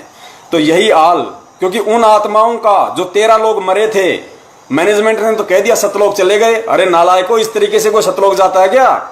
ऐसी दुर्गति से मौत होकर यदि सतलोक मिलेगा तो कोई लेना पसंद नहीं करेगा। तुम मूर्ख तो मान जाओगे इस बात को, लेकिन वो बच्चे नहीं मानेंगे परमेश्वर के, जो अब मिनी सतलोक में बीज रूप में बैठे हुए हैं। और परमेश्वर की वो आत्माएं जो जगत में एक से एक धुरंधर हैं ज्ञान में। जिस दिन उनका भक्ति से जुड़ने का संस्कार आ जाएगा, उन पुण्यात्माओं के विचार देखना तुम, जिनको तुम जगत वाले कहते हो, जिनको तुम मूर्ख कहते हो, उन आत्माओं के विचार देखना, उनका आचार विचार देखना। और तुम भक्तों के आचार विचार देखो, जो कोई 10 साल से जुड़ा हुआ, कोई 15 साल से जुड़ा हुआ, कोई 20 साल से जुड़ा हुआ है। तुम संत रामपाल जी महाराज जी के वर्तमान की संगत में से कुछ भगत ऐसे, उनके आचरण देखो, जगत से भी गए गुजरे, गुरु के नाम पे डराना धमकाना। अरे ये सारनामी लोग, देशराज जैसे, और ये हरियाणा का रोहतक वाला वो बसंत सैनी, और भी ये जितने लोग थे, इस जयपुर में आके अपने आप को सारनामी कहते हैं। वो शर्म आनी चाहिए नालायकों को। भाई कहते हैं कि गुरु जी का आदेश है कि पवन दास को टपका दो। इन्होंने संगत में फैलाया कि गुरु जी का आदेश है पवन दास को टपका दो, पुण्य मिलेगा, पुण्य। और दास को जान से मारने के लिए लोग जयपुर में आए, सबको पता आप लोगों को। दास को जानवरों की तरह इन्होंने होकियों से मारा, रोड़ों से मारा वहां पे, लेकिन बचाया उस परमेश्वर ने अपनी आत्मा को, बचाया। बाल बाका नहीं कर सके, बाल भी बाका नहीं कर सके। मध्य प्रदेश में इस दास के साथ में विष्णु साहू ने, लठबाज ने क्या हासिल किया था, सर पे कितनी उसने मारे लठ, आप लोगों ने वीडियो देखे होंगे। परमेश्वर ने बाल बाका नहीं किया, और उन आत्माओं की दुर्गति से मौत हुई है। मध्य प्रदेश में जो ये कह रहा था कि लाओ मैं तलवार निकाल के लाता हूं, 6 महीने तो हॉस्पिटल में रहा, उसके बाद में दुर्गति से मौत हुई उसकी। और उसकी ऑडियो दास के पास में है, उसने खुद कहा कि हम तो महेंद्र के चक्रों में आ गए थे, हमें तो महेंद्र ने कहा था कि उसको टपका दो। पुण्यात्माओं, भक्ति को समझना हमें। मेरा किसी से कोई राग द्वेष, कोई ईर्ष्या नहीं है। दास निवेदन केवल इतना करता है कि थोड़ी देर के लिए इस पवन दास को भूल जाओ, सतलोक आश्रम मैनेजमेंट हरियाणा वालों को भूल जाओ, राग द्वेष और ईर्ष्या को भूल जाओ। केवल उस परमपिता परमेश्वर के ज्ञान को थोड़ा सा आधार बना लो कि परमेश्वर हमारे लिए क्यों पापड़ बेल रहे हैं, क्या परमेश्वर हमें समझाना चाह रहे हैं और क्या हम नहीं समझना चाह रहे, बस उस चीज को। पुण्यात्माओं, एक आत्मा के 2 पति नहीं हो सकते। गुरुजी कहते हैं ना कि वो भक्ति व्यभिचारिणी भक्ति होती है जो एक के अलावा दूसरे पे आश्रित होते हैं। जैसे सोमवार को शंकर जी मना लिया, मंगलवार को हनुमान जी मना लिया, बुधवार को गणेश जी मना लिया, बृहस्पतिवार को कोई और मना लिया, शुक्रवार को माता मना ली, शनिवार को शनि देवत्यार खड़े ही हैं, संडे को भैरू जी मना लिए। तो वो व्यभिचारिणी भक्ति है जो एक पति को छोड़ के 20 को अपना जो है कसम बनाती है। तो पुण्यात्मा, गुरुदेव ने बताया कि आत्मा और परमात्मा सिर्फ 2, आत्मा आत्मा कौन? हम जीव। और परमात्मा कौन? परमेश्वर, जो सतगुरु की भूमिका में है। तो आत्मा और परमात्मा, पुण्यात्माओं, आत्मा का एक ही पति होता है, एक ही परमात्मा है। अब आप लोग बताइएगा, अब आप लोग यदि 8 सितंबर को तो संत रामपाल जी महाराज जी का जन्मदिवस मनाते हो और जून के महीने में कबीर जी का प्रगट दिवस मना रहे हो, तो आपके तो दो पति हैं, आपके तो दो दो खसम है, दो दो खसम। आप तो व्यभिचारिणी भक्ति में आ गए। 100 वर्ष सतगुरु की पूजा, एक दिन आन उपासी, वो अपराधी आत्मा फिर पड़े काल की फांसी। तुम्हारी हालत तो इस 70% संगत की हालत तो जो सतलोक आश्रम मैनेजमेंट हरियाणा के पीछे निपट अंधी होके भेड़ चाल में पूंछ पकड़ के देखा देखी में एक दूसरे के पीछे चल रही है, उनकी हालत तो उस बूढ़ी माई जैसी है जिसका जिक्र एक बार गुरुदेव ने सत्संग में किया था। गुरुदेव सत्संग कर रहे थे, एक राधा स्वामी से जुड़ी हुई थी, वो आई बैठी, सत्संग सुना, सारा काम किया। गुरुजी ने बोला माई समझ में आया? बोले भाई समझ में आया। बोले माई नाम ले ले? बोले माई नाम ले ले? बोले भाई ना, नाम ना लूं मैं। बोले क्यों? बोले मैंने नाम ले रखा है। बोले माई, बोले वो पूरे नहीं है, वो अधूरे हैं। तो माई ने कहा कि मैंने 6 डेढ़ा का नाम ले रखा, कोई तो पूरा पावेगा। मैंने 6 डेढ़ा का नाम ले रखा, कोई तो पूरा पावेगा। तो भाई तुम्हारे तो दो पति हो गए, एक तो संत रामपाल जी महाराज जी हो गए तुम्हारे पति, जिन्होंने तुम्हें नाम दीक्षा दी, जिनका तुम 8 तारीख को जन्मदिन मना रहे हो जीव समझ के, क्योंकि जीव जन्म केवल जीव का होता है और जीव होता है मानुष। और परमेश्वर कहते हैं गुरु मानुष कर जानते ते नर कहिए अंध, ओवे दुखी संसार में फिर आ गए यम के फंद। तो एक तुम्हारा पति हो गया संत रामपाल जी महाराज, और दूसरा तुम्हारा पति हर जून के महीने में हो जाता है, कबीर प्रगट दिवस तुम मनाते हो 650 साल वाली फोटो का। तो तुम्हारे दो पति हो गए, और दो पति व्यभिचारिणी भक्ति में आते हैं, इस परमेश्वर की सत भक्ति में नहीं आती। अरे गुरुदेव ने कितनी बार कहा कि गुरु गोविंद दो नहीं भाई, और दो समझे वो दो जग जाही। दो जग यानी नरक। कितना स्पष्ट कहा परमेश्वर ने कि गुरु गोविंद दो नहीं भाई, और दो समझे वो दो जग जाही। कितनी बार परमेश्वर ने स्पष्ट कर दिया कि स्वयं वो परमात्मा सतगुरु की भूमिका में आता है। अब परमेश्वर हनुमान जी की तरह को छाती फाड़ के तो दिखाएगा नहीं कि देखो मैं ही कबीर हूं, देख लो ये कबीर वाली फोटो के दर्शन कर लो। भाई ये तत्व ज्ञान फिर है क्या? फिर तो सामान्य ज्ञान पूरी दुनिया ही दे रही है। सामान्य ज्ञान का फैलाव तो पूरी दुनिया में है। हर छोटे मोटे संत महंत शंकराचार्य सब लोग ज्ञान दे रहे हैं जैसा उनको ज्ञान है। फिर ये अलग से ज्ञान देने की आवश्यकता क्या पड़ी संत रामपाल जी महाराज जी को? क्यों दुनिया से पंगा लेने की आवश्यकता पड़ी? क्या वो अपने खुद के पार होने के लिए दुनिया से पंगा ले रहे हैं? नहीं, आप और हम जैसे नीचों के लिए, ढेडों के लिए वो परमेश्वर दुनिया की गालियां खा रहा है। हिसार जेल में जाके बैठा है। रोहतक जेल का प्रकरण याद है ना तुम्हें? 2006 करोथा कांड में। नहीं पता होगा क्यों? कि अभी कोई तो अपने भूत निकलवाने के लिए जुड़ा है। किसी की भैंस दूध नहीं दे रही, किसी ने कह दिया कि हमारे गुरुजी से नाम ले ले, तेरी भैंस टकाटक दूध देगी, तो वो भैंस का दूध के लिए जुड़ गया। कि किसी की बेटी के भूत नहीं निकल रहे, कोई अपने कैंसर से दुखी है, कोई किसी चीज से दुखी है। ज्ञान से केवल 1% आत्माएं जुड़ी हैं परमेश्वर से, 1% आत्माएं। और सबसे ज्यादा निपट अंधे वो लोग हैं जो 1994 से गुरुदेव से जुड़े हुए हैं। कितने सत्संग गुरुदेव के सुनो आप, रोहतक और जिंद वाले 1997 वाले सत्संग सुनो। कैसे कैसे आत्माओं को गुरुजी ने झेला है कि किसी तरीके से ये पुण्य आत्माएं टिकी रहें, एक बार टिकी रहें, इनको सौ सुख दूंगा इनको, और फिर इनको ज्ञान समझाऊंगा धीरे धीरे। लेकिन वो नालायक आज तक ज्ञान नहीं समझ पाए, उस गुरु को नहीं समझ पाए वो आज तक। गुरुजी ने कितनी बार, एक सत्संग में गुरुजी ने जिक्र किया कि हम सत्संग कर रहे थे और एक भगत आया तो मुंह मोटा करके फिर रहा, कभी इधर कभी उधर। तो मैंने कहा भाई क्या बात है भाई कोई गलती हो गई तो कोई माफी दे दे। गुरुदेव संत रामपाल जी महाराज जी वो पहले भी परमेश्वर थे, वो आज भी परमेश्वर हैं। ऐसा नहीं है कि 1997 में वो परमात्मा नहीं थे, 1994 में परमात्मा नहीं थे, या 1951 में परमात्मा नहीं थे, या जिस समय वो नीलम खेड़ी से अपना जो जेई की डिग्री कर रहे थे उस समय परमात्मा नहीं थे, या जो नौकरी करते थे उस समय परमात्मा नहीं थे। वो सदा से परमात्मा है। तो परमेश्वर ने कहा भाई, गुरुजी ने सत्संग में उस भगत से कहा कि भाई कोई गलती हो तो माफी दे दे भाई। क्यों ऐसे? बोले जी ना, बोले एक दिन मैं आया था बोलो, और बोले आपने यूं भी ना कहा कि भाई आ जा रहे। गुरुजी ने कहा कि उसने ये कहा कि गुरुजी आपने मुझे ये भी नहीं कहा कि आ जा। तो गुरुजी ने कहा कि भाई देखो ऐसा है, संगत बहुत ज्यादा होती है, हो सकता है मैंने कहा हो और आपने ना सुना हो, ये भी तो हो सकता है। बोले ना ईसाके, बोले मैं कोई बहरा हूं, ईसाके मैं कोई बहरास हूं। तो गुरुजी बोले बात ठीक सही, तो तू सुना का हो गया, आगे से मैं गलती नहीं करूंगा, मैंने माफी दे दे। पुण्यात्माओं, वो परमेश्वर, वो सारी सृष्टि का रचनहार एक 2 कौड़ी के जीव से माफी मांग रहा है। ऐसे ही गुरुजी ने एक सत्संग में फिर बताया कि दास ने एक बेटे को 100 सुख दिए, वो उसके शरण में आई, किसी पुलिस वाले की घरवाली थी।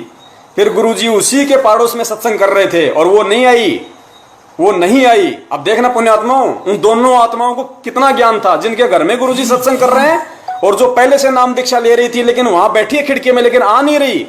तो गुरुदेव ने उस जिनके घर में परमात्मा सत्संग कर रहे थे, गुरुदेव ने कहा कि बेटी जाओ, उसको जाके बुला लिया। तो उसने कहा कि गुरुजी मैं न जाती, हमारा उनका बोलचालन नहीं है, मैं न जाती।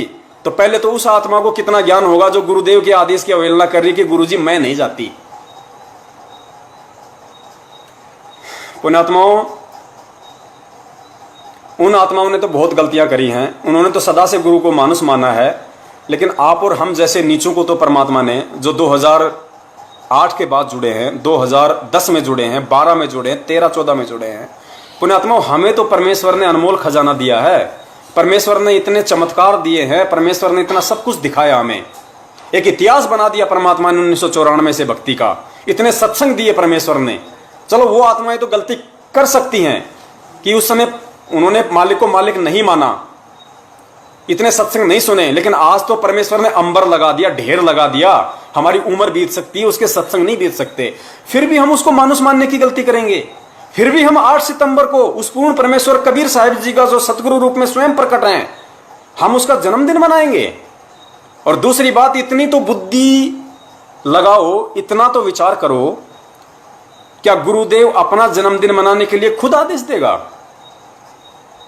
कि सर्वसंगत मुझ रामपाल दास का जन्मदिन पर्व मनाएं? इतनी तो बुद्धि होनी चाहिए हमारे अंदर।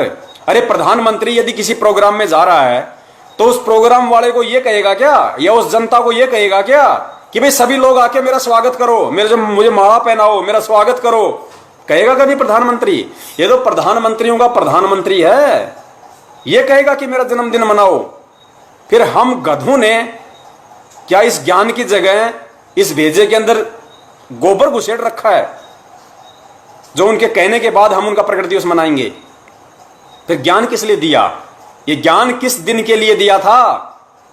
क्या परमेश्वर के सत्संग हमने अचार डालने के लिए हैं? पुण्यात्माओं विचार करो।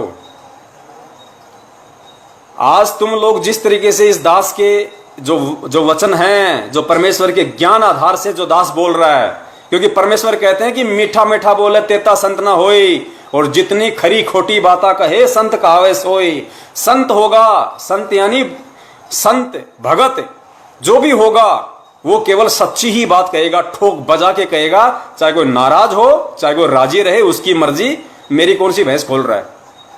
तो जिस तरीके से दास सच्ची सच्ची बातें कह रहा है, तुम लोगों को चुभ रही हैं, गुरुद्रोही गुरुद्रोही, उसी तरीके से दुनिया वालों को उस परमेश्वर सतगुरु रामपाल जी महाराज जी की वो यथार्थ बातें चुभती हैं और वो कहते हैं देशद्रोही देशद्रोही। और जिस तरीके से तुम लोग इस दास को गुरुद्रोही समझ रहे हो, नहीं पहचान पा रहे हो, इस ज्ञान को आधार बना के चमचागिरी में तुम्हारी आंखें फूट चुकी है, तुम गुरुद्रोही गुरुद्रोही कहते हो, सच्चाई से परिचित ना होने के कारण, 2 मिनट ढंग से विचार ना करने के कारण। वही हालत उन दुनिया वालों की है जो परमेश्वर के सत्संग को सुनते नहीं, उनकी बातों पे तो विचार विमर्श करते नहीं, और देखा देखी में गुरुद्रोही है, रामपाल गुंडा है, रामपाल भुंडा है। तो मैं ये पूछना चाहता हूं कि उन दुनिया वालों में और तुम ज्ञान लेके परमेश्वर के भगत कहलाने वालों में क्या अंतर है? क्या अंतर है तुम्हारे अंदर? वो परमेश्वर को नहीं समझ पा रहे, और तुम लोग, चलो हमें तो गुरुद्रोही कह लो, कोई बड़ी बात नहीं, हमें तो कोई प्रधानमंत्री नहीं बनना भाई, हमें तो यहाँ पे गधा नहीं बनना, लेकिन ये परीक्षा है। जिस प्रकार परमेश्वर ने गणिका माई को निमित्त बना के 64 लाख की परीक्षा ली थी, आज इस दास को निमित्त बना के, इस कुत्ते को निमित्त बना के वो परमेश्वर तुम लाखों की परीक्षा ले रहा है, लाखों की परीक्षा। तुम्हें गुरुद्रोही की परिभाषा तक नहीं समझ पा रहे। तुम्हें नामदान केंद्रों पे एक नियम पढ़ाया जाता है कि ये पवन है, ये फलाना है, इसकी शकल देख लोगे नामखंड हो जाएगा, इससे बात नहीं करनी, ये गुरुद्रोही है। अरे गुरुद्रोही होता क्या है? पहले अगले से मिलो। कोई किसी से बातचीत करने से किसी का नामखंड नहीं होता। अब मान लीजिए मैंने नाम ले रखा है और मेरे भाई ने नाम ले रखा है या मेरी औरत ने नाम ले रखा है और मैं गुरुद्रोही हो गया, तो फिर मेरी औरत का तो 24 घंटे नामखंड है, फिर तो वो जाएगी कहां घर छोड़ के? वो तो 24 घंटे मेरे सामने रहेगी, दिन में 20 बार मेरी शक्ल देखेगी, तो उसका तो दिन में 20 बार नामखंड हो गया। वो क्या करेगी फिर? इस ज्ञान को आधार बनाओ। गुरु जी कहते हैं गुरुद्रोही की पैड़ पे जय पगावे वीर, यानी गुरु भक्ति मार्ग में यदि गुरुद्रोही के अनुसार यदि आप कोई क्रिया करोगे, उसकी बातों का समर्थन करोगे जो तुम्हारे गुरु जी के ज्ञान के जो मतलब विरुद्ध होंगी, तो तुम गुरुद्रोही कहलाओगे, तो तुम्हारी पैड़ के ऊपर उसकी पैड़ रखी जाएगी। पुण्यात्माओं, निवेदन है, समय नहीं है, अब ये लास्ट परीक्षा है, अंतिम परीक्षा है। ये 8 सितंबर के दिन अंतिम परीक्षा है। भले तुम घंटा पीटते रहो, तालियां बजाते रहो, आरती सत्संग सुमरण करते रहो, इन आरती सत्संग सुमरण करने से परमेश्वर की शरण में नहीं माना जाता। अरे परमेश्वर ने 650 साल पहले हम सबकी परीक्षा ली, हम सब फेल हो गए, सबको पता है। उसके बाद भी तो परमात्मा ने 25 साल तक सत्संग किए थे, गुरुजी ने बताए, लेकिन परमात्मा ने किसी को आभास तक नहीं होने दिया कि तुम फेल हो चुके हो। मैंने जो हाथी पे बैठ के, जो गंगा जल हाथ में लेके अपनी बेटी के कंधे पे हाथ रख के जो लीला की थी, तुम मुझे बड़वा बड़वा कह रहे थे, तुम फेल हो चुके हो, लेकिन परमेश्वर ने किसी को जग जाहिर तक नहीं होने दिया। 25 साल तक उस परमेश्वर कबीर साहिब जी ने काशी में सत्संग किया। वापस हम लोग जाने लग गए। गुरुजी क्या कहा करते थे? बच्चों भक्ति करो, सब पार होंगे, सब सतलोक चलेंगे। ये नहीं कहा कि तुम सब फेल हो लिए, अब कोई फायदा नहीं है, चाहे सत्संग सुनो या ना सुनो। परमेश्वर को पता था जीव है, टट्टी बाहर आ जाएगी अगर ये बात सुन लेगा तो, कि तुम अब की बार पार नहीं हो सकते। तो परमेश्वर ने थेपड़ के रखा कि किसी तरीके से लगे रहे, कुछ तो इनके कर्म बने, कुछ तो पुण्य बने, इतनी भक्ति तो बने कि 650 साल तक मानव जन्म देते देते इनको वहां तक लेके जाऊं। और वो स्थिति आज है। क्या हम उस समय तो परमेश्वर कहा करते थे भाई पार हो जाओगे? हुआ कोई पार? एक भी हुआ नहीं? हुआ ना। तो आज भी परमेश्वर यही बात कह रहे हैं कि भक्ति करो, सब पार होंगे, टोल के टोल जाएंगे, लाखों करोड़ों अरबों की संख्या में जहाज के जहाज भर के जाएंगे। यही बात 650 साल पहले कहते थे, यही बात गुरुदेव आज कह रहे हैं। लेकिन पार कौन होगा? पार वो होगा जो गुरुदेव को परमेश्वर मानेगा, जो उनके ज्ञान को आधार बना के चलेगा। अरे इतनी समझ नहीं है, इतनी बुद्धि नहीं है। परमेश्वर ने स्वयं एक वीडियो में, जो अभी दास को निमित्त बना के परमात्मा ने सतगुरु प्रगट दिवस 2020 के ऊपर एक वीडियो बनवाया है, उसमें परमेश्वर स्पष्ट कह रहे हैं कि पुण्यात्मा, तुम जो ये फोटो देख रहे हो, तुम जो ये चित्र देख रहे हो जो प्रभु का, ये इनका असली रूप नहीं है। इतना स्पष्ट बोला गुरुदेव ने कि तुम जो चित्र देख रहे हो, जो फोटो देख रहे हो, ये परमेश्वर की असली फोटो नहीं है। वो तो ना जाने कितने ही रूप बना के आ जाते हैं अपनी प्यारी पुण्यात्माओं को ज्ञान देके सतलोक ले जाने के लिए। और एक बात बोलते बोलते सतगुरुदेव जी वहां पर रुक गए, बात को उन्होंने चेंज कर दिया, विषय को बदल दिया। वो कहना तो ये चाह रहे थे कि आज वो परमेश्वर इस रूप में बैठा है, आज ये बैठा है, लेकिन वो रुक गए वहां पे पुण्यात्माओं, क्योंकि काल के साथ परमात्मा का वचन है कि परमेश्वर ज्ञान दे के लेके जाना, जबरदस्ती नहीं। अगर परमेश्वर ये बात बोल देगा तो जबरदस्ती में आ जाती है। फिर क्या पहचान होगी फिर ज्ञान की? फिर तो लूले, लंगड़े, अंधे, बहरे सभी परमेश्वर के पीछे लग जाएंगे। अगर बरवाला कांड में सतगुरु रामपाल जी महाराज जी ने अपना विराट रूप दिखा दिया होता, जैसे सिकंदर लोधी को दिखाया था, पीलवान को दिखाया था लाल किले पे, उनकी टट्टी निकल गई थी, अगर परमेश्वर बरवाला कांड में वहां दिखा देते, अपना विराट रूप दिखा देते, जब श्री कृष्ण दिखा सकता है एक 3 लोक का एक विभागीय स्वामी, जब अर्जुन को अपना विराट रूप दिखा सकता है, वहां जो सभा में जब गया था दुर्योधन को समझाने के लिए, अपना विराट रूप दिखाया था, तो परमेश्वर क्या नहीं दिखा सकते थे? बरवाला कांड में वो दिखा देते, सबकी टट्टी पेशाब निकल जाती वहां पे, तो उनको भगवान मान लेते, सब उनको परमात्मा मान लेते। वो कहते कि मैं कबीर, हाँ जी आप कबीर, मैं ब्रह्मा, हाँ जी आप ब्रह्मा। क्यों? क्योंकि वो चमत्कार से मानते हैं, हम उनको ज्ञान से नहीं मानते। और लूले, लंगड़े, अंधे, बहरे, गूंगे, नत्थु, गहरे सब उनके पीछे लग जाते। गुरुदेव गुरुदेव जैसे 2014 से पहले आप और हम सब लग रहे थे, और आज भी लग रहे हैं। आज भी बिना ज्ञान के सतलोक आश्रम मैनेजमेंट हरियाणा के तलवे चाट रहे हैं। उनके हर एक आदेश को, उनके हर एक परमेश्वर के सत्संग के विरुद्ध जो आदेश हैं, जो ज्ञान के विरुद्ध जो आदेश है, उनको परमात्मा का आदेश मान के और हम लगे हुए हैं। वही हालत उनकी हो जाती तो क्या मालूम पड़ता कि कौन सतलोक जाने के लायक और कौन जाने के लायक नहीं है? क्या मालूम पड़ता इन सब बातों को? इसलिए परमेश्वर को अपने आप को यथार्थ रूप में ना बता के, कोई चमत्कार ऐसा स्पष्ट रूप से ना करके, वैसे तो लाखों चमत्कार करते हैं परमेश्वर।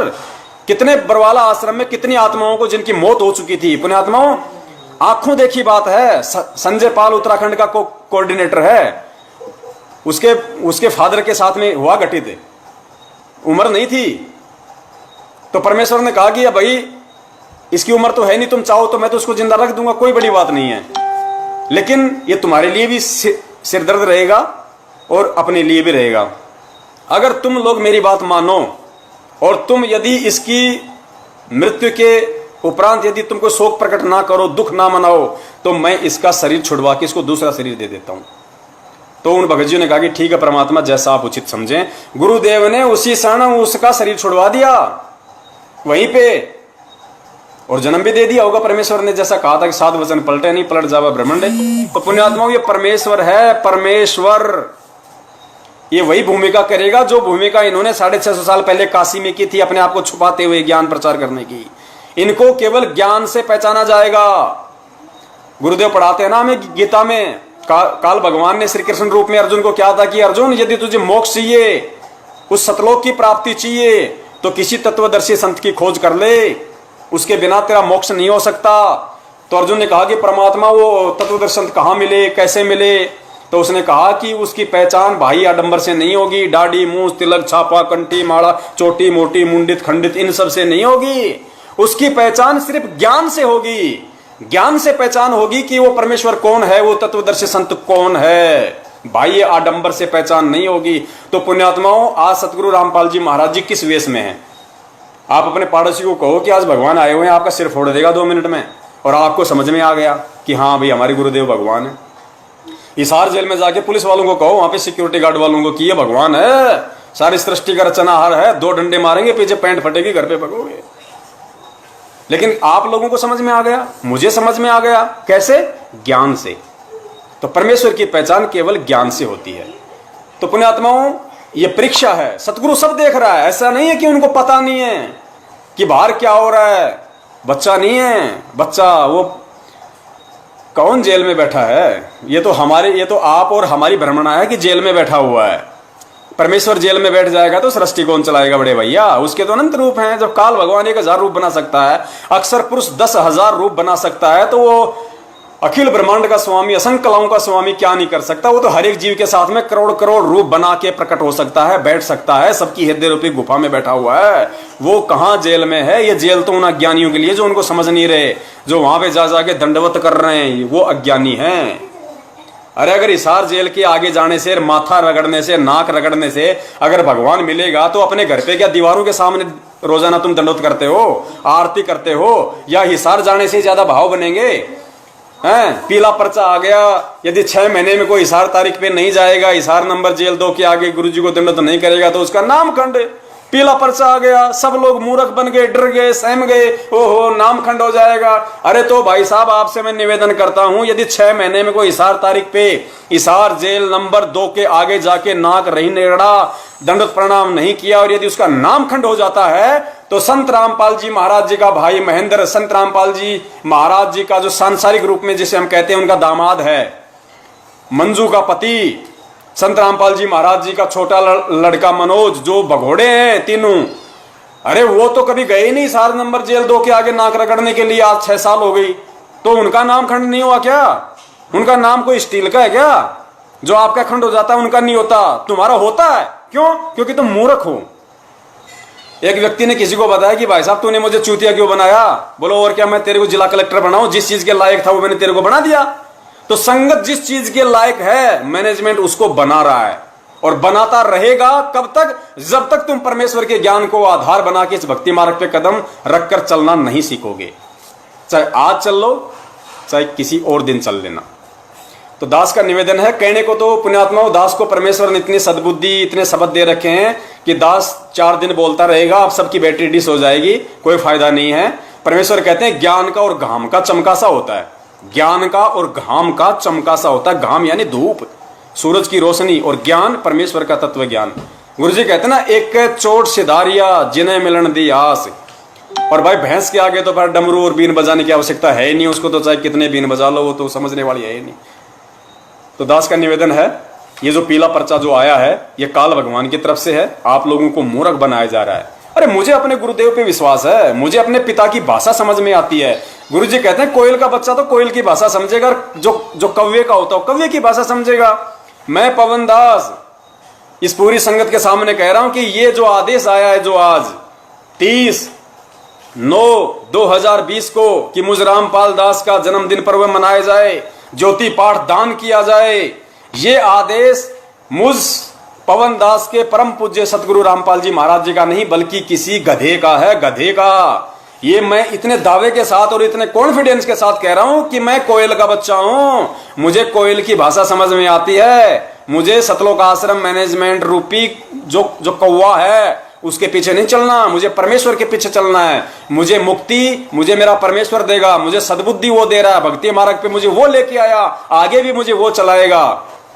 और यार बैटरी डिस हो गई यार, और थोड़ी सी होती है, थोड़ी सी बची थी, अब शुरू से बनानी पड़ेगी। देख लगाना। भाई जो गुरु बचन पे डट गे रकट गे फंद 84 के।